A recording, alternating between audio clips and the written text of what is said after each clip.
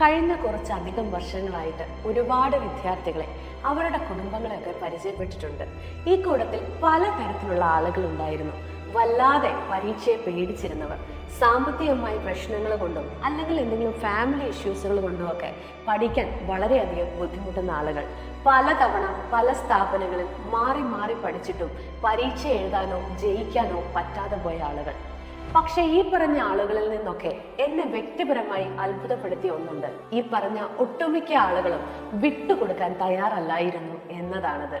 എന്റെ അഭിപ്രായത്തിൽ ഏറ്റവും സൗന്ദര്യമുള്ള മനുഷ്യരെന്ന് പറയുന്നത് ജീവിതത്തോട് വാശിയുള്ള മനുഷ്യരാണ്. പ്രതിസന്ധികളോട് കലഹിക്കുന്ന, തോൽവികളിൽ തളർന്നു പോകാത്ത, വീണ്ടും വീണ്ടും വിജയത്തെ സ്വപ്നം കാണുന്ന, സ്വയം സ്നേഹിക്കുന്ന, സ്വന്തം വളർച്ച ആഗ്രഹിക്കുന്ന, അതിനുവേണ്ടി വേറെ ഒരാളെ ബുദ്ധിമുട്ടിക്കാത്ത, ഏതറ്റം വരെയും പോകുന്ന സൗന്ദര്യമുള്ള, ധൈര്യമുള്ള മനുഷ്യർ.